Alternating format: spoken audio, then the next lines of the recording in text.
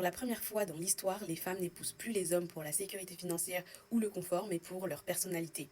Et les hommes échouent lamentablement. J'ai regardé le dernier épisode de Hot Girls Only, où du coup Chloé Louise était en train de traiter du sujet de l'article de Vogue qui dit est-ce que sortir avec un garçon maintenant c'est embarrassant. Et en fait, dans les commentaires, il y a une fille qui a dit pour la première fois dans l'histoire, les femmes n'épousent plus les hommes pour la sécurité financière ou le confort, mais pour leur personnalité. Et les hommes échouent lamentablement.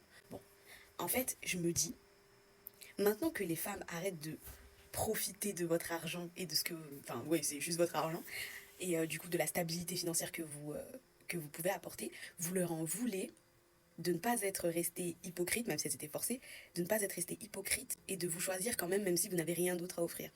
Typiquement, avant, les hommes, après c'est un peu toujours le cas, les hommes étaient exécrables. Ben, ils avaient des mauvais comportements, évidemment pas tous, mais ils étaient exécrables et ils avaient de mauvais comportements, mais les femmes étaient obligées de rester avec eux pour l'argent et ne pas finir à la rue.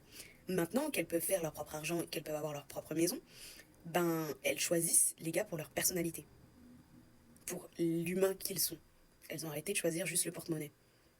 Donc maintenant qu'on vous choisit pour vous, vous n'êtes pas content, parce que ça vous oblige à être de bonnes personnes. Et vous n'aviez pas envie de faire cet effort-là, d'être des bonnes personnes. Vous vouliez rester des shitty men et juste balancer la thune, quoi. En fait, voire pire, parce que du coup, ça veut dire que maintenant, vous devez quand même avoir de l'argent, quand même être stable financièrement, parce que tu peux pas venir avec une femme et être dépendant d'elle. Et vous devez être des good guys, parce que sinon, on vous laisse. Parce que vous êtes, maintenant, vous devez juste rajouter un plus à la vie des femmes. Et ça vous fait chier, en fait, de devenir des bonnes personnes. Je trouve ça fou.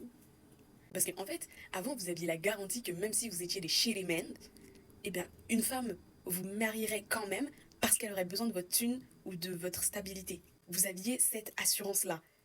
Et maintenant, c'est plus le cas parce que l'argent et la stabilité, elle peut le faire elle-même. Donc, pourquoi accepter un shitty man?